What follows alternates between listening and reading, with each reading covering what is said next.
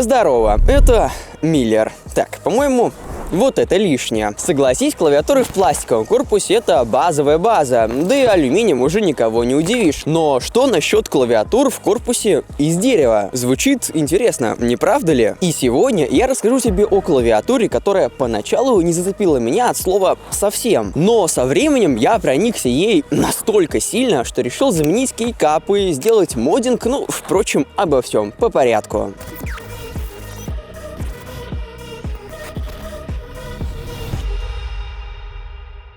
Сперва давай поговорим о самой клавиатуре, а потом займемся моддингом. Akka MU01 поставляется в фирменной коробке. Комплектация на первый взгляд стандартная, но вот баночку с загадочным содержимым и тряпочку из микрофибры базовыми назвать сложно. Что это и зачем оно нужно, обсудим чуть позже. Первое, что бросается в глаза после распаковки — корпус из орехового дерева. И скажу честно, он просто потрясный. Отличная обработка, приятная матовая текстура и легкий глянец на свету. Даже самый крутой пластиковый или алюминиевый корпус не сравнится с деревом по тактильным ощущениям и эстетике. А что же все-таки с баночкой-тряпочкой? Очевидно, содержимое баночки нужно втирать в деревянный корпус. Что именно в ней, сказать сложно, но скорее всего, это масло для защиты дерева. Все-таки дерево, в отличие от пластика или алюминия, довольно капризный материал. Кстати, форм-фактор у клавиатуры 65%, и это, как мне кажется, минимальный комфортный порог, ибо те же 60%, как, например, у Sidu QK61, лично для меня это слишком мало. А какой форм-фактор предпочитаешь ты? Пиши об этом в комментариях. В стоке клавиатура идет с вот такими кейкапами: PBT, сублимация и профиль MOA, к которому поначалу придется привыкать. Кейкапы тактильно приятные, с небольшим углублением. К качеству вопросов у меня нет, но вот по дизайну они мне не зашли, поэтому я заменил их на базовые черно-белые кейкапы, и, как мне кажется, так клавиатура смотрится гораздо лучше. Akka Rosewood мне прям зашли. Это линейки и при этом очень тихие. Я такое люблю. Какой-то намек на смазку в них есть, но не более того. Плюс в некоторых свитчах довольно хорошо слышна пружина, что не круто. Но в целом мы получаем очень даже приятный токи тайпинг, в чем ты сможешь убедиться в конце видео.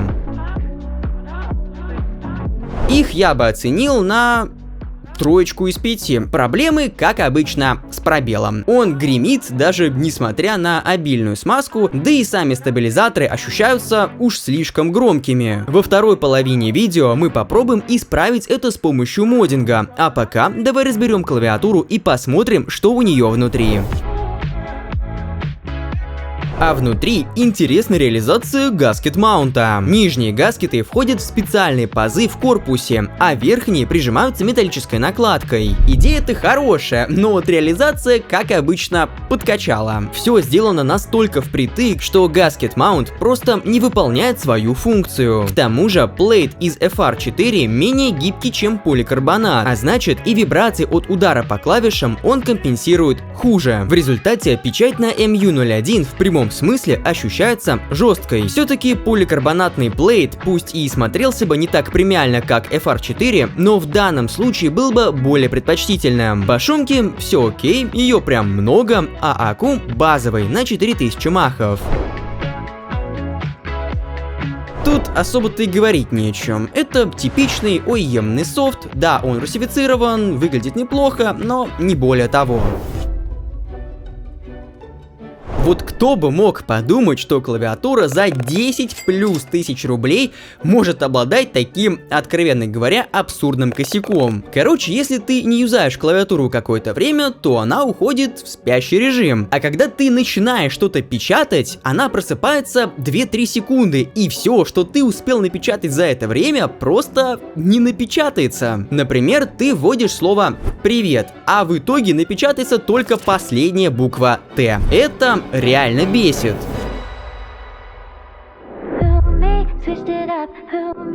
AKMU01 поистине уникальная в своем роде клавиатура. И здесь стоит понимать, что это все-таки не массовый продукт, как та же Аула или Рейни, а скорее предмет коллекционирования для тех, кто попробовал уже кучу клавиатур и хочет чего-то принципиально нового. Очевидно, главная фишка этой клавы — деревянный корпус, и покупать ее не ради этого самого деревянного корпуса, на мой взгляд, решение максимально странное. Ибо по сухим характеристикам AKMU01 сложно назвать выдающейся, и вот почему.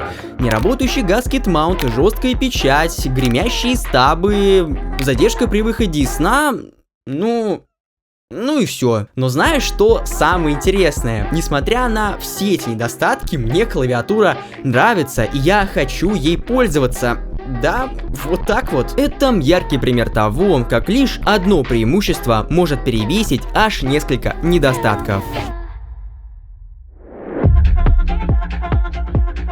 А сейчас давай немного замодим клаву и постараемся исправить ее косяки. Для моддинга нам понадобится набор для смазки в виде кисточек и пинцетов, сама смазка, а также коврик для творчества, чтобы сохранить рабочее место в чистоте, но это уже опционально. В любом случае, ссылки на все это оставлю у себя в телеграм-канале. Ах да, зацени мои новые коврики. Особенно круто смотрится и ощущается коврик с поверхностью из льна. Лично я такой встречаю впервые. Ссылку на коврики оставлю в описании видоса. Стабилизаторы на своих местах не шатаются, так что тут обойдемся без доработок. Ну а чтобы сделать стабы хоть немного тише, под ними я проклеил небольшой кусочек пластыря, который должен смягчить удар стема о плату. Для смазки стабилизаторов их необходимо разобрать и очистить от заводской смазки с помощью спиртовых салфеток, а затем приступаем к выравниванию скобы. Если скоба дребезжит при нажатии на один из краев, то она кривая. Выпрямляем руками или плоскогубцами и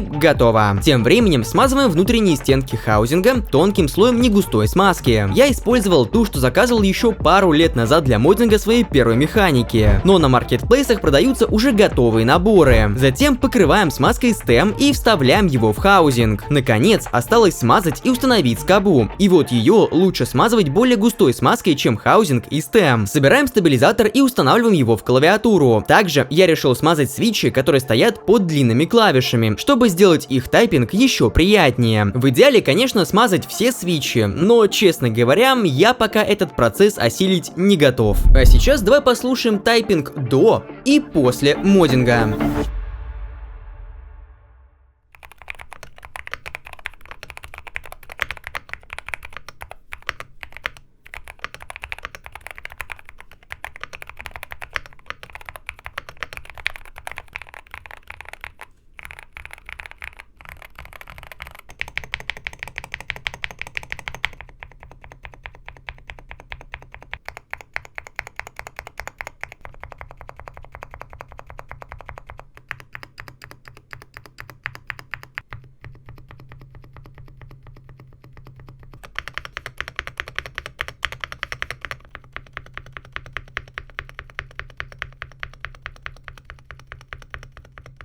Как и всегда, с тобой был Миллер. Пиши в комментариях, что думаешь о клавиатуре, подписывайся на мой телеграм-канал. Также не забудь поддержать это видео своим лайком и подпиской. Еще свидимся. Пока-пока. Жестко. Ну, слушай, по-моему, получилось классно. Мне нравится, как кадр смотрится. Там что-то такое прикольненькое. Ну, тут, кстати, пусто, я не знаю пока, что сюда заполнить, пиши в комменты, кстати, что может вот сюда вот поставить. Вот, но пока вот то, что смотрю вот на этом маленьком экранчике предпросмотра, на камере, тут у меня тоже стоит планшетик, вот я тут все мониторю, вот, блин, он на зарядке, ну, короче, вот он, я тут тоже все смотрю. Найс, все классно, мне нравится, что получается, думаю, прям вообще будет просто конфеточка, красоточка, кайф.